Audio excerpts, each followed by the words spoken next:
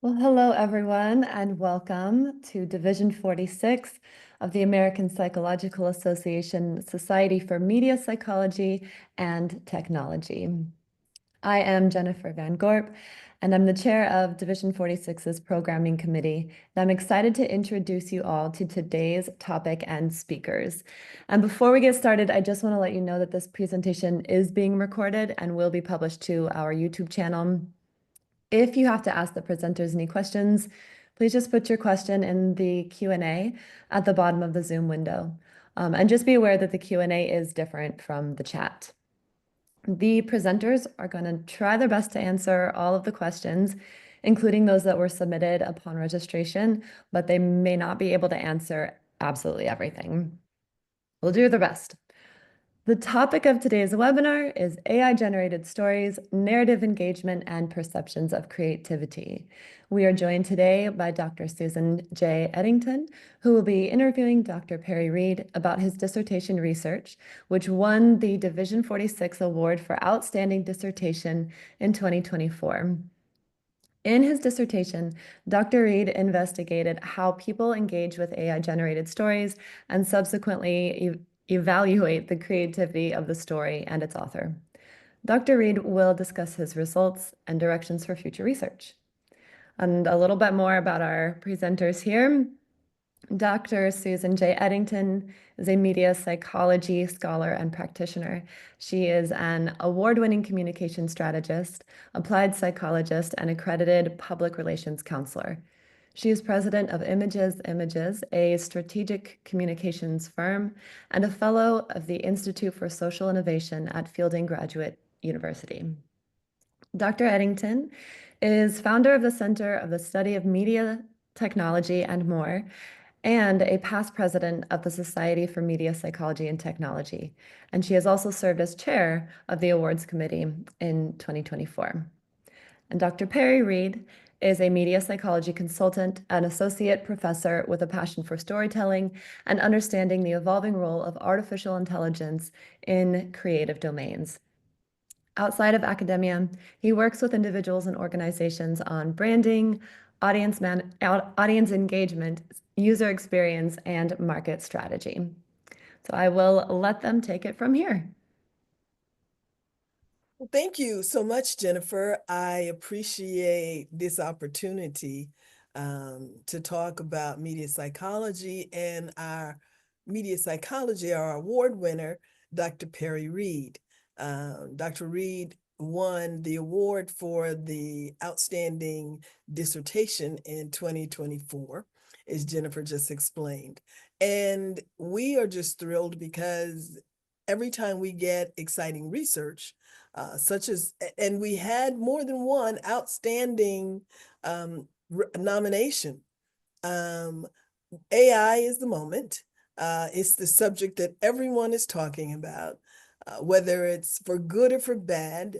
And people expect us as media psychologists to have answers. So I first want Dr. Reed to tell us a bit about the work he's doing, the work he's done, and what led you to do your dissertation on this field? Why media psychology and why this particular topic? Sure. Well, thanks so much, Susan, and I appreciate this opportunity to talk more about my research and areas of passion. Really, the way I ended up in media psychology is I had done cognitive science in my undergrad at UCLA, and then just got into the workforce and never had really intended to go back to school at that point. Then I found a really cool opportunity to get involved with this startup in healthcare that was really interested in patient communications and really leveraging true like behavioral science in order to communicate effectively with patients and drive the behaviors they wanted.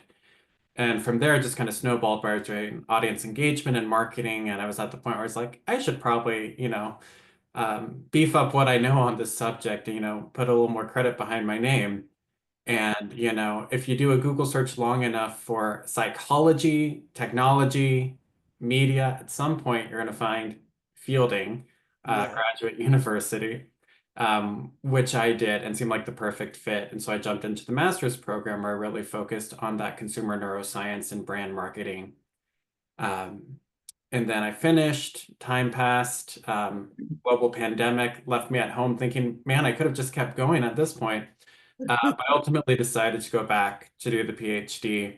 And what was interesting is that my master's, I really focused more on the, well, I say the applied media psychology, like the brand identity, transmedia storytelling, marketing. But then within the PhD, I was really getting to explore a little bit more of one of my own just passion areas, which is storytelling and creative writing and entertainment media and the importance of those.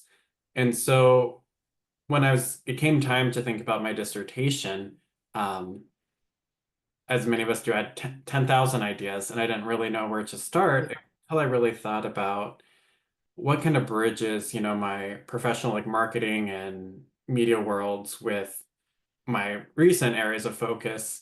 Mhm, That's where I really felt like narrative transportation was the gateway to what I wanted to do. mhm, And then the AI element, it was, I think, December 2022 when I was doing the pre-proposal or whatever that first step is in the dissertation process and looking at this huge hill ahead of me, or it felt like at the time. And I really wanted to do something that was timely and relevant. And it was just a few weeks after ChatGPT had been released to the public. Of course, as media psychologists, a lot of us have known, for several years now, these large language models have been developed and they've been improving, and it's kind of crazy what they can do. But suddenly, it was just you could go to a website and use it yourself. There was no cost to use it. You didn't need any technical skills to use it besides turning on your computer and opening a web browser. And then you put something in, and you just watch something come out. And I just felt like this was such a pivotal change in technology. Like we've had AI for decades. Technically computers were writing music in the 1950s. But this generative AI where you had this kind of chat interface and could go back and forth and really anyone could be the prompter, it really felt like it was going to change the game. And I really thought about, oh my gosh, like if I'm someone who studied media for years now and I'm just kind of like having this eye-opening experience, for the first time looking at it, what is this going to feel like to the general public? And boom, the link between narrative transportation and that kind of emerged when I realized that one thing that AI, generative AI can do well is tell stories. Sure, my dissertation, I focus on just short fiction stories, but it can also tell political narratives. It can use personalized data about you to, write bot posts. It's everything it's doing is spinning some sort of narrative. And I thought, well, we should really understand how people perceive and respond to this, and also really how they're, perceiving the role of AI as it starts to feel a little more human-like here. So that's my long-winded way of how I got to my topic. How you got here? Well, it sounds wonderful. And what we'll do now is allow you to present your research. Tell us about your research, and then we'll come back with questions. I think we have time to get some questions in and delve a little deeper into this. But I think everybody would really like to hear your presentation about your research. So I will just let you have it. Great. Well, thank you so much, Susan. And what I decided to do is essentially, since this webinar is based off of having won the award for the dissertation, I thought I might go a little more in depth on kind of that dissertation process than I probably would in a normal presentation otherwise. So I hope you'll bear with me. And also, I've been conducting some follow-up research on this topic, so I'll pepper that in as well. And then I know we'll talk more about that afterwards. So let's zoom back for a second. Like dawn of time. For millennia, we know that people have created tools to extend their physical and cognitive abilities. And those tools have changed over time, and of course, most recently with digital technology. Where I find this really interesting is that in the digital age, many people have assumed that technology will only perform like routine task-based roles in society, letting people focus on, the creative human problems. Uh, that's kind of changing now. Although AI has been around for literally decades, the big buzz has been with the release of tools like ChatGPT and the several others like it. I mean, with minimal user input, as simple as a text prompt, anyone can generate essays, poems, stories, images, songs, and you'll hear many of these tools called creative AI or generative AI. And it's just been a couple years since these tools were released and became widely available with few cost barriers or technical skills needed for use. So of course, this presents all sort of ethical and legal concerns as well. But I was really interested in the psychological part, which is what effect does this sort of content have on people? And I was inspired by a couple different things, because when you think about AI and generative tools, they're trained to give human-like interactive responses. And so they're not just analyzing what you say, but how you say it. And when an AI model responds to you, it's simply doing its mathematical best to tell you what it thinks you want to hear.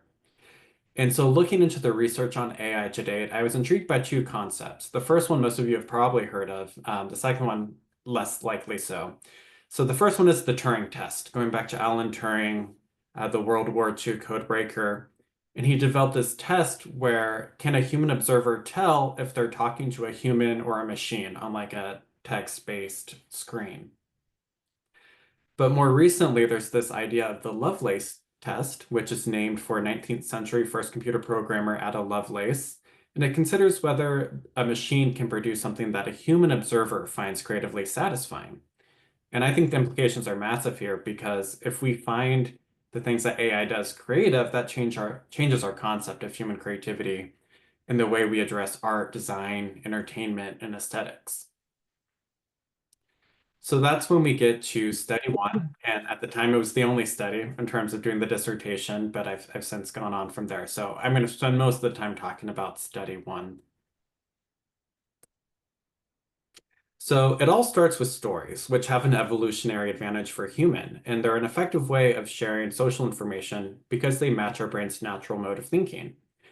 So in the literature, we've heard stories described as like social simulations, where we're building these mental models of characters navigating obstacles to achieve their goals while experiencing emotions. And we know that these well-crafted stories command our attention and can help us understand our social worlds. And they can even have persuasive power over our thoughts, attitudes, and behaviors. But because we're just so naturally hardwired for story in our brain, we're often unaware of the effects it's having on us. And then with a bit of a plot twist, today AI tools can generate stories. And it all comes down to engineers programming and training these AI models with large data sets to understand story settings, including the time and place. They program them to understand character traits and goals and their emotional relationships with other characters. They even train them on how to sequence cause and effect plots that show how characters act to achieve their goals and respond to the events going on. And then with natural language processing, AI tools can narrate these stories word by word, sentence by sentence, and paragraph by paragraph. So my first research question was really, how do people engage with this content? And that's where I pulled in this idea of narrative transportation. Like I was saying, this is something that's, kind of started with an entertainment focus, but has also transcended into marketing research as well, because it's the idea of kind of getting lost in the story and having some sort of persuasive outcome as the result of getting immersed and emotionally caught up in what's going on within that story world. So it's really about the cognitive effective processes that give you that round trip ticket into the story world and evoke strong emotions and mental imagery and leave a lasting impression. And so when you're transported into that story, you temporarily lose some awareness of your real world surroundings as your attention focuses on the story world. And fictionality doesn't detract from that. It's more about feeling authentic or feeling believable.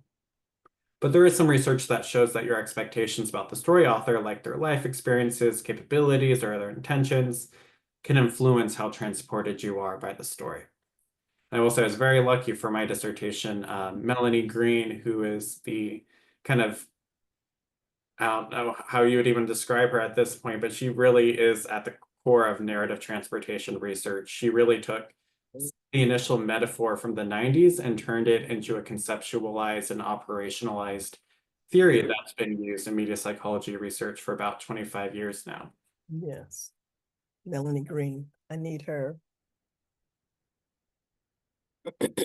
Then my second question is, how do people attribute creativity to the AI? And to do that, I really had to get back into the research on creativity. Because since the 1950s, people have been debating what it means to be creative, but psychologists at least typically agree on two ideas, which is that something needs to be novel or original and effective as judged by some human observer. And the idea there is it's more about the evaluation of the person, like to say something is creative, it's not so much about the internal process, but more how we attribute creativity to what it produces. So in the context of fiction stories, audiences may consider whether the story is original or effective when they're attributing creativity to the story or its AI author. And when I say effective in this context, we mean like story quality, artistic craftsmanship. What's interesting is, some of the early research being done on AI in creative fields showed that simply telling somebody that something's AI tends to reduce how creative they find it, suggesting there's this bias against AI's abilities for aesthetic appeal or craftsmanship or meaningfulness in its content. The last setup I'll do, and then we'll go on to the design of the study, is this idea of expectancy violations. This really started as a theory of interpersonal communication, but it's been used a lot recently in AI research and robots and other, sorts of technology. And it's basically saying that when you have an encounter with AI or another entity, if it surpasses your expectations, you're going to have an even higher evaluation than if it had simply met your expectations. So at its core, this is simply saying that expectations matter, particularly when we're looking at generative AI. People tend to have low familiarity with it. They don't necessarily have high expectations for what it can do. So if they engage with it or read a story written by it, and it exceeds their expectations of what they expected, it's going to even increase their evaluations further. So it really goes back to that role of perceptions and expectations in this research. Okay, so let's get to the experiment. This is the fun part. So I started by making hypotheses on my variable relationships. I learned from my advisor, Ken Shackelford, that sometimes your dissertation is really the story of your variables. So that's what I tried to do. And first, I predicted that participants aware of AI authorship would evaluate the story and its author as less creative. And then secondly, I predicted that people aware of AI authorship would be less transported into the story. I also thought that transportation would predict those creativity evaluations. And then I also looked at the timing of awareness, whether you tell somebody before or after they read the story. And I thought perhaps if you wait until afterwards, they're more likely to have their expectations exceeded because they didn't have their defenses up while they were reading it. They were just kind of engaged within the story. And then I also thought that expectancy violations would predict evaluations of creativity. So if your expectations were positively violated, you're going to think it's even more creative. If they're negatively violated, you're going to think it's even less creative than you would otherwise. And I did expect a strong correlation between narrative transportation and that expectancy violation, because if narrative transportation is that like getting immersed in the story world, giving it your attention, your emotional focus, that mental imagery, then it's more likely you're going to think that AI did something that exceeded what you thought it could do.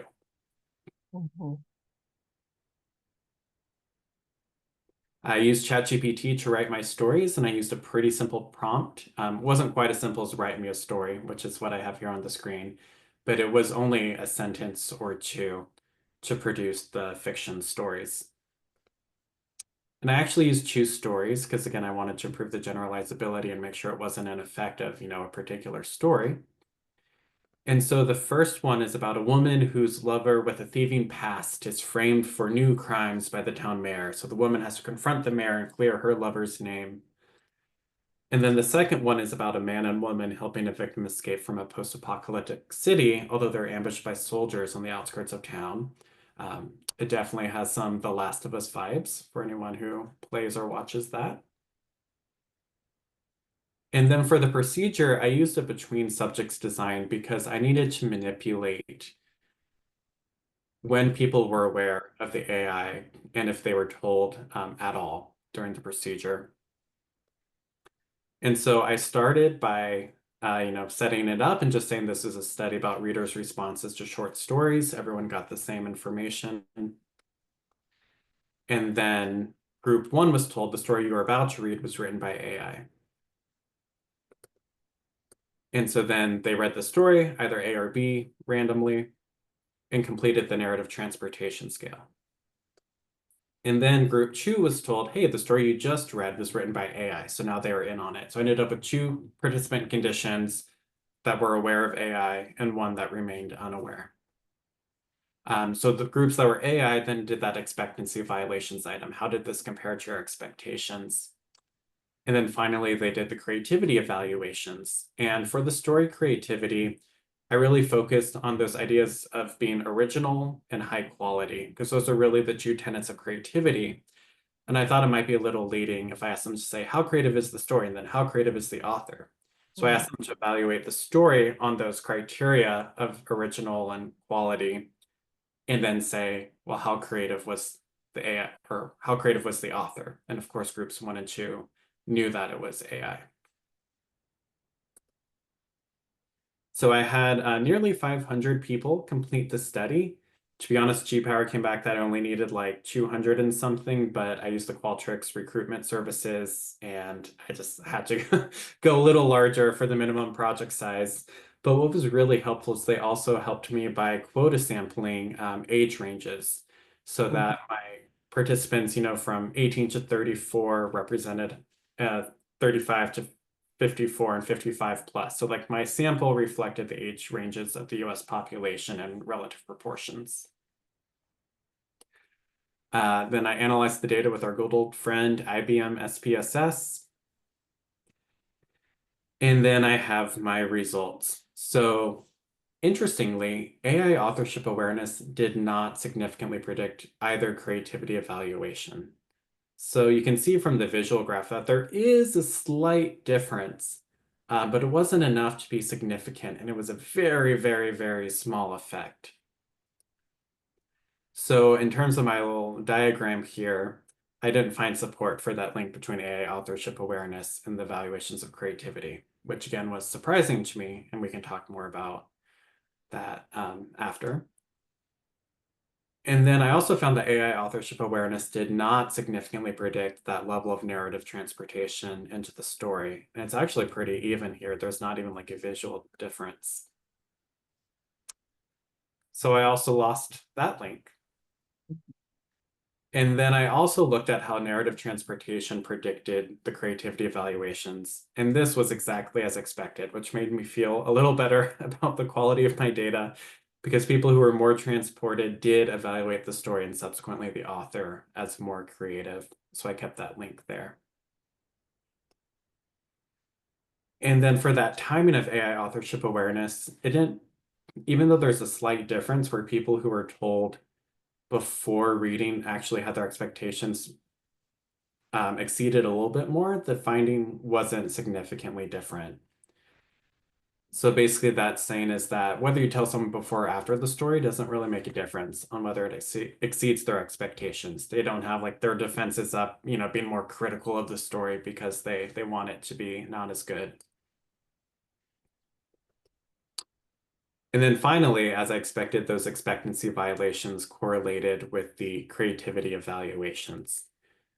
I even got really fancy here and broke it down into like those with positive violation versus negative violation. But the long story short is that the more your expectations are exceeded, the higher you're going to evaluate it.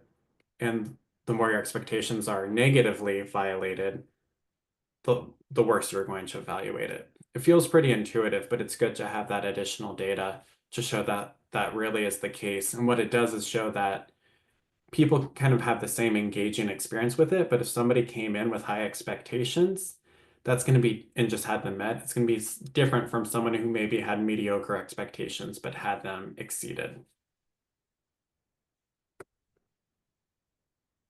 So I kept that link there.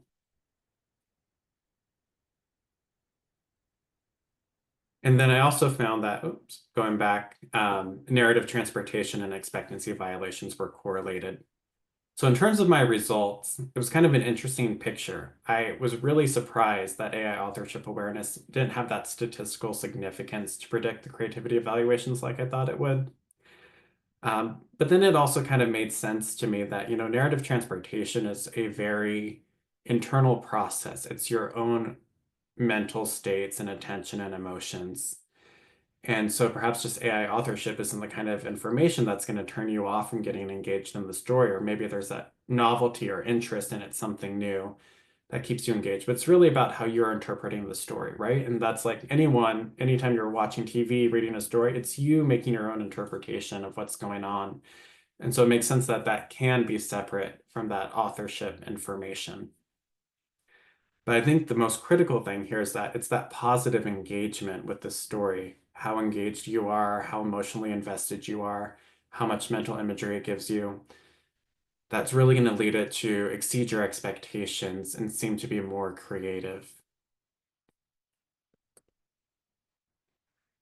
I think another angle that I looked at is that when I collected my data, it was May 2023, and there had been this huge ramp up where hundreds of millions of people had logged into ChatGPT, and Pew Research Center said most Americans know about it, even though few have tried it.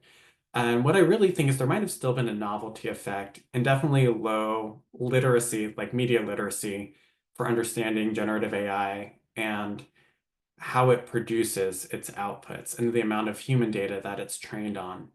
And so I think there's definitely like a historical timing effect. In fact, the day before I did my dissertation defense, NPR published this article saying that thousands of authors were urging AI companies to stop using their creative works without permission.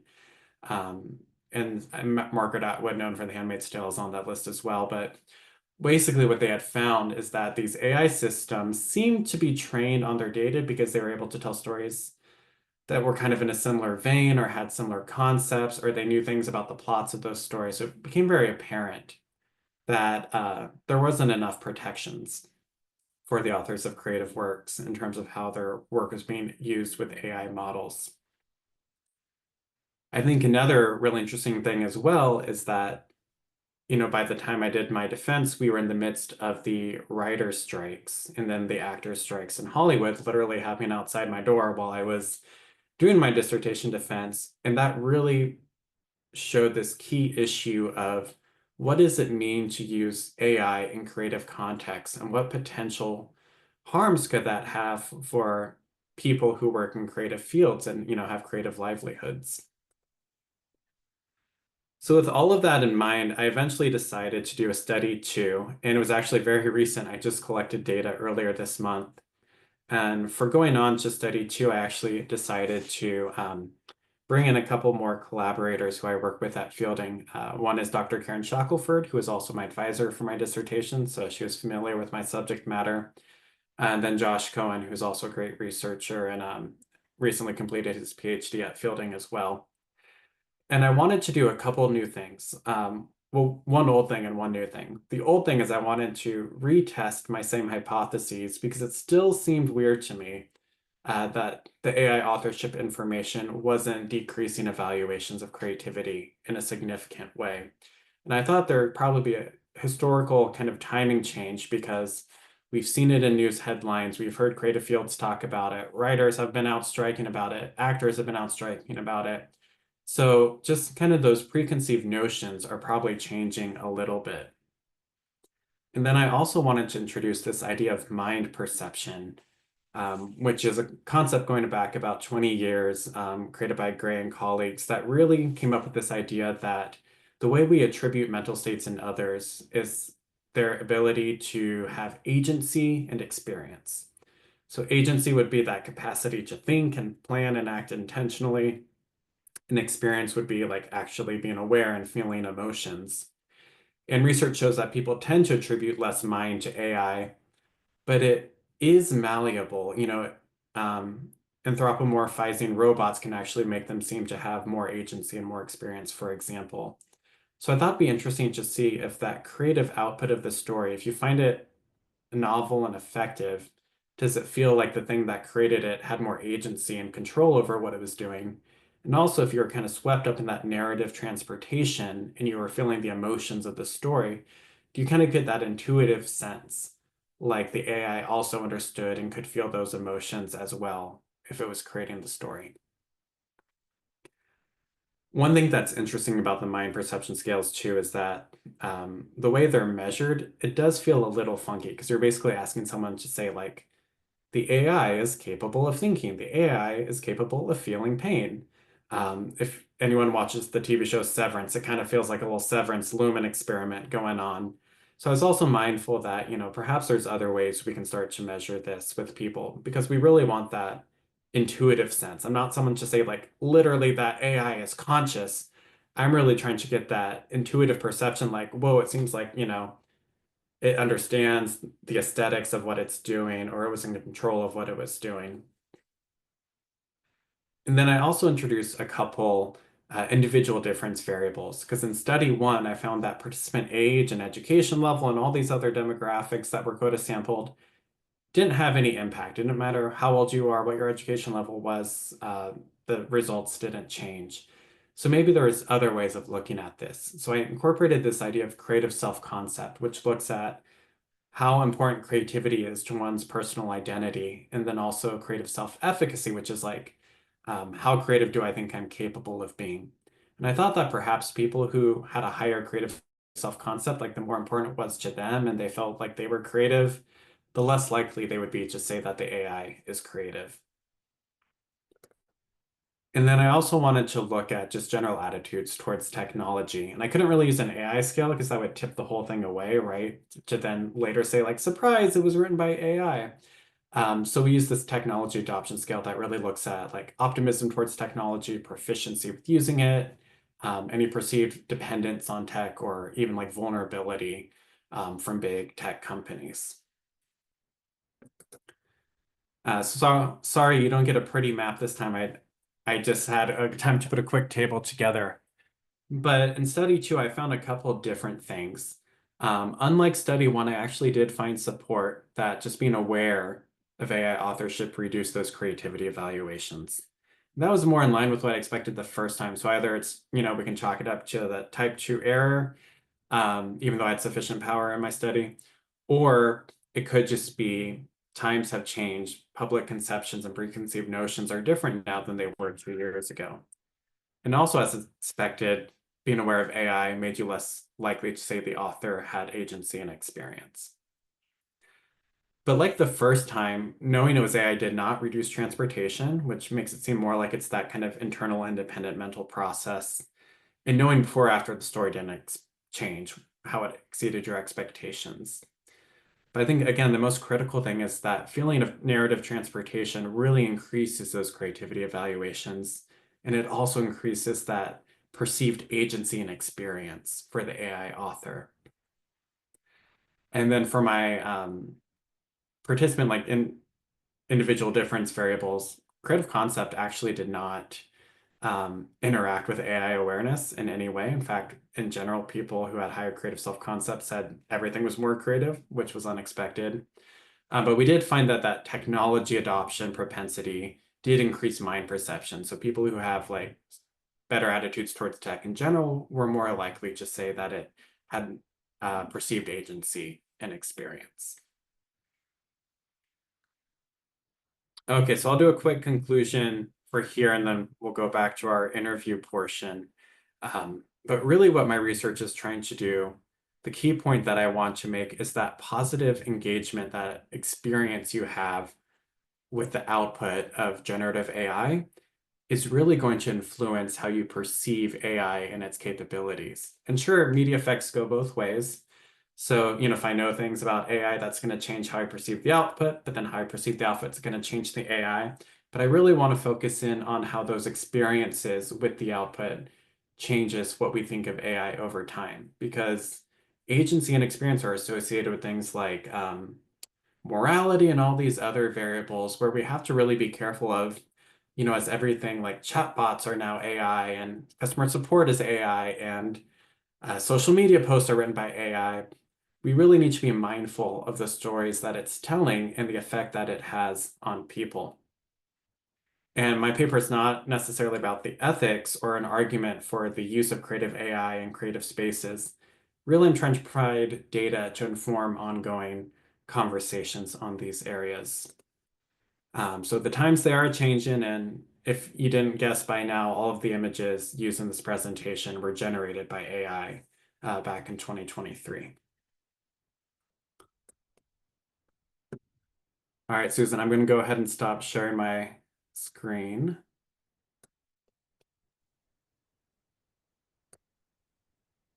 Well, thank you, Perry. I must say that not only was it interesting, because we all try to keep up with what's happening with AI, it is presented as the great promise that's gonna make life easier, and then it's presented as the threat that's gonna take everyone's career opportunities and possibilities away.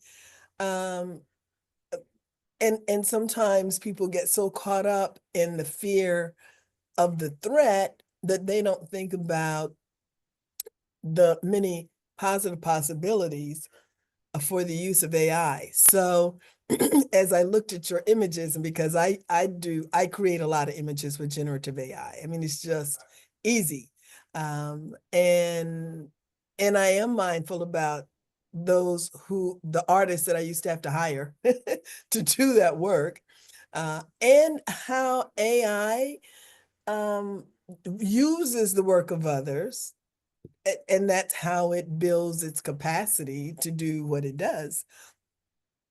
But how people perceive it, I think, based on your study, to me, looks like an explanation of the malleability of how we accept things, how we perceive things.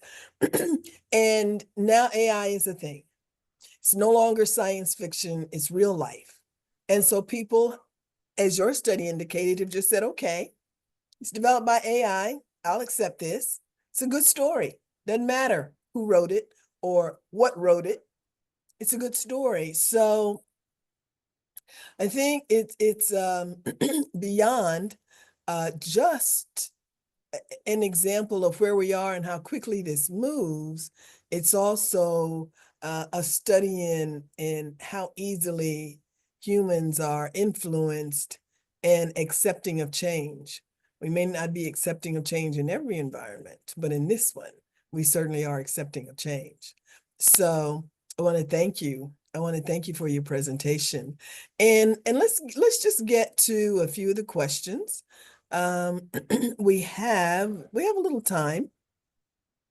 So, and if we can get through what we already have, then we can look at perhaps being able to take some more. Did you want to add something, Perry? No, I'm ready for your questions. Okay, all right.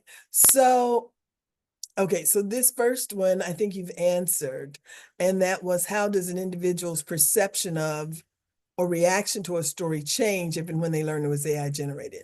But I think that's one of the first things you talked about. But do you want to just go back and give us a little synopsis there? Yeah, so really what I found is that people's perceptions of the story itself were not as affected by when they found out, but if they found out.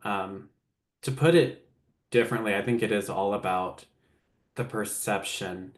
But one thing I did differently, and this is just additional color, it might not even actually be answering the question, is that some previous research on other creative domains like artwork and poetry and things had done like an AI condition and a human condition where they built up a whole biography of a fake human who wrote something and a whole biography of another fake human who wrote something and biography even for the AI machine. And I didn't really want to do that because in order to really get those expectancy violations, I didn't want anyone to be like, surprise, it's AI, where I was like, what do you mean? You just told me it was like this human named Sally Smith who wrote this, in her backyard in Kentucky. I really wanted it to just feel like a more organic part of it. So I think it's really interesting to see that just being made aware of AI. My study too kind of shows that, yeah, it can overall kind of dampen how you're going to evaluate the creativity, but it really doesn't engage how you change how you engage with it, Mhm, that experience you have with the story. mhm, mhm. This question is not exactly about AI, but the question is, what's the best framework to use for storytelling? Oh gosh, well, I always go back to narrative transportation. Mhm. I'm certainly biased now, having gotten to work with Melanie Green as my external for my research.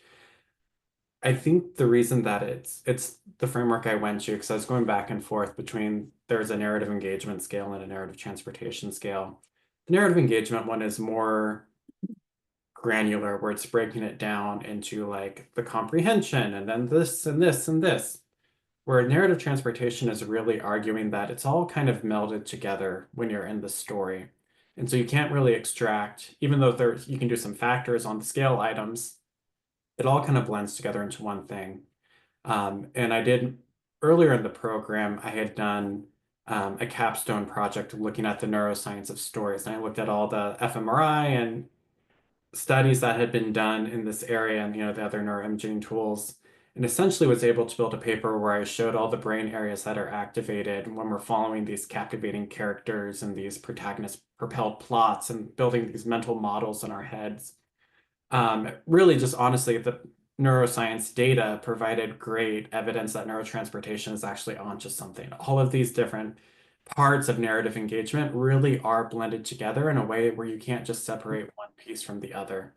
Mhm. So for me, narrative transportation is the best framework, and it's been shown to have good predictive power for understanding outcomes of a story, like change attitudes, thoughts, or behaviors, as well as there's lots of antecedents where you can look at all the different things that can, all these levers that can change how engaged somebody gets with the story. Mhm. Mhm. Okay. Let's see.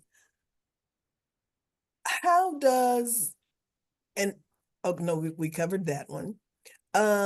Does AI use expand or constrict one's imagination? That is a great question. I don't know if I can empirically answer that. But interestingly enough, that was actually almost a different direction I took for my research. I almost took a different road where I was looking at how generative AI might actually be able to increase one's creative concept. And I was really thinking about, research showing that with, digital storytelling, like teaching kids to be creative and doing creative projects really increases, their psychological well-being. I was almost curious to say, like, well, if we now have these, but not everyone is naturally as creative. Good tools like generative AI actually help people express themselves in more creative ways and feel like they're more creative and still have those good outcomes. So I really think it comes down to how you look at it. And creativity is defined in so many ways. I use just novelty and effectiveness for the purposes of the short story, but there's, divergent thinking, associative thinking, all these different ways. I think some of it is we're simply kind of offloading some of those cognitive processes to the AI to help us. Mhm. So in that way, perhaps it is decreasing our actual creativity, but I think it is increasing our ability for creative output. And I think that can still have the positive effects for ourselves as it would otherwise. And so I'm very interested in how a lot of creative tools, Adobe services, video editing, Photoshop, all these different services are now incorporating generative AI. And I think it's helping people feel like they're more creative themselves and they're more capable in their creative pursuits. How how does AI help or hinder someone in their writing pursuits? Let's take them separately. How does Sure. AI help one who's writing? Let's see. Well, if I take this in the context of like creative writing, I think it does help with that initial idea generation, right? Sometimes you're just looking for the spark or the source of inspiration. And I know for me, I like to write music, I have my keyboard behind me. I've occasionally written short story, just side hobbies. Or even in the business world, right? If I'm doing content development or content strategy or a new marketing campaign, sometimes you just need to get the ideas flowing. Um, and sometimes that's getting inspiration from a variety of sources, going online, taking a walk outside, going to a museum. We're always looking for sources of inspiration. So I think, and sometimes we just need to bounce ideas and say, like, well, what if this or what if that? Sometimes AI can be that kind of impetus to help you get that creative spark where it can generate different ideas quickly and help you kind of see that thing like, wait, that thing over there is kind of interesting and inspiring. So in that's the way I think it can help the creative process of writing. Mhm. How could AI, the use of AI, impact or influence collaboration between writers who are creating a project? Is there a role for AI there? Oh gosh, that's a good question. Well, on this side, I've also recently been doing a project with this Center for Scholars and Storytellers at UCLA, where I've been interviewing for qualitative research a lot of creatives, and I think they would all say no, not to put words in their mouths, because there's still very much a hesitancy to use AI at that level. I think putting kind of those concerns aside for the moment, though, one thing AI does well, and I think we even see this in some like academic research groups now, is it can help synthesize ideas. And it can also help you find links between different ideas or ways to look at it differently. So I think AI as a collaborative tool does allow you to more quickly kind of compare and contrast between different points of view or what different people are saying and kind of figure out which angle you want to take. So I think it helps serve up the information more quickly in that sense. It can certainly also help synthesize or pull out like key themes from ideas. Again, I think that's all things we need to learn to do ourselves as well. But I also learned long division before I had a calculator. Yes. Yes. Okay, I think, Jennifer, that might be all the questions that I have. Do we have any more questions from the audience? We do. Yeah, it's looking like we've got a couple questions in here. One question says, do you think the use of GPT will just create a regression to the mean because it is using data from other people's work? In other words, will relying on AI just create more pedestrian works, reduce uniqueness and novelty? Yes, I think that's definitely a concern because, the only reason AI tools can do what they do is because they're trained on this vast amount of human creative data. And I think in particular, looking at the works by people who do creative, writing for a living or, TV, people whose livelihoods is creativity. At one point, they were paid or hopefully paid to do that work, right? And so if you are um, kind of de-incentivizing additional creative pursuits, because maybe it's less likely you're going to get paid to do a writing gig or you can be a freelance writer, do something, then yeah, over time, you're not going to have new human data being added to the mix. And that could, kind of decrease the creative output over time. I think it's also kind of interesting looking at the box office, right? And Hollywood and kind of this fixation with reboots and franchises and sequels and all of that.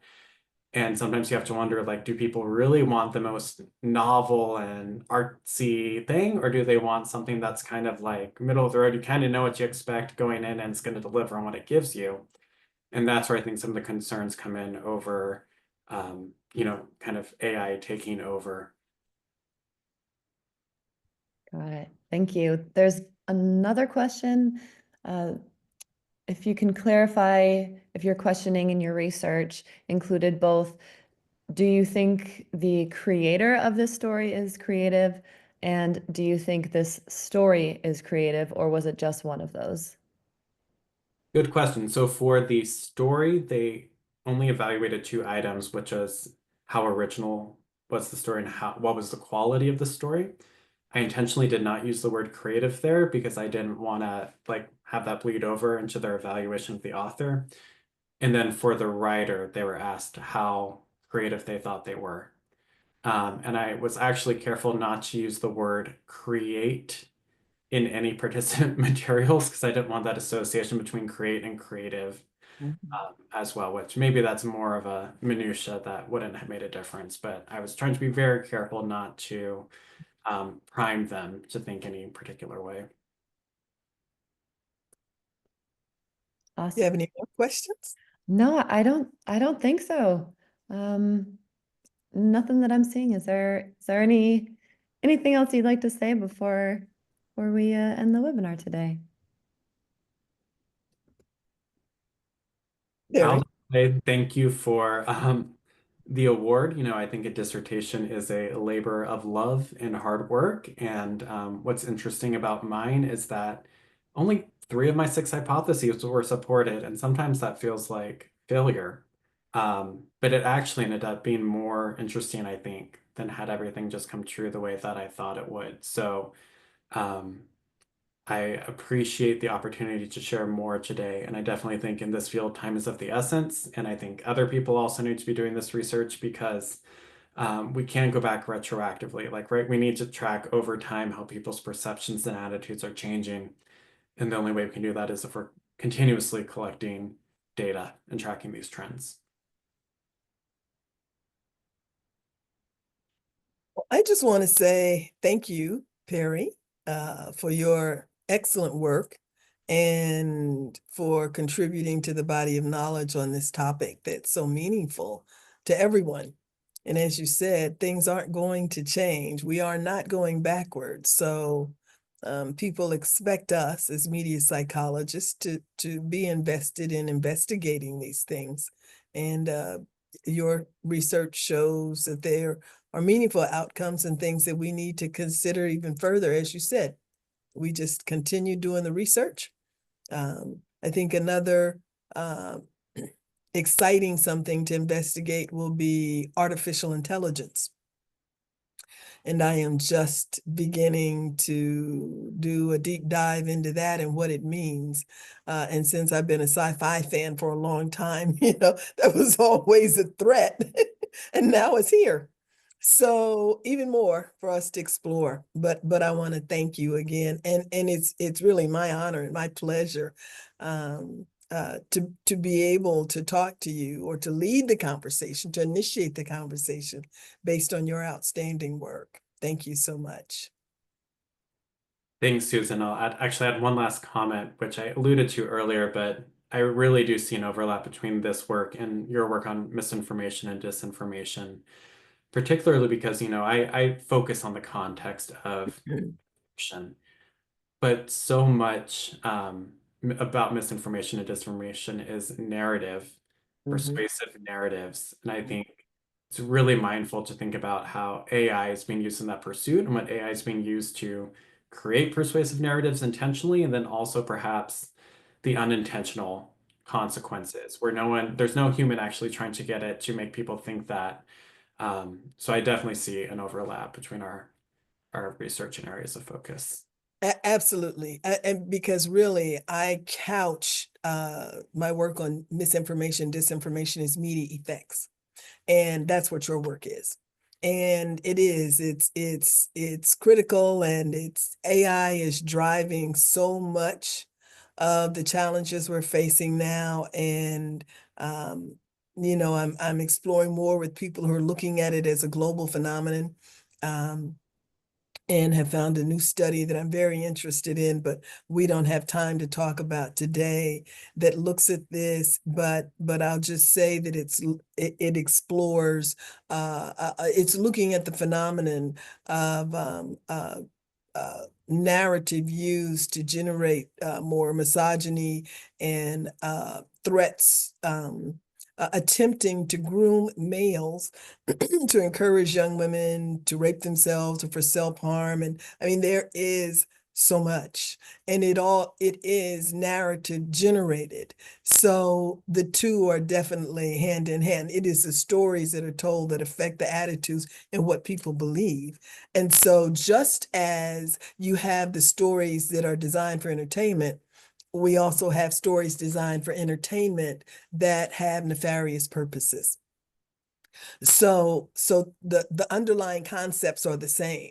Narrative transportation allows people to be affected and to accept and embrace these concepts.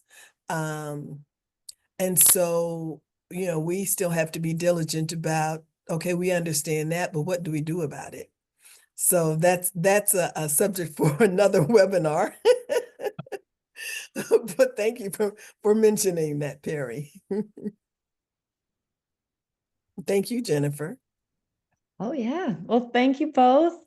And I think that actually is a great segue into another event that we have coming up. Well, we have a couple in our future. The next one is in April, and then we have another one in May. And that one we'll also have Dr. Eddington here with us. And for everyone who joined today, thank you so much. I put the link to register for these in the chat, so you can just click in through there. And then also, we will be posting the recording of today's webinar to our YouTube channel within the next week or so. So be sure to subscribe to the channel to be notified of when this recording is going to be published so that you can share it with your colleagues. Well, I think that is it. So thank you again, and we will see you all next time. Thank you.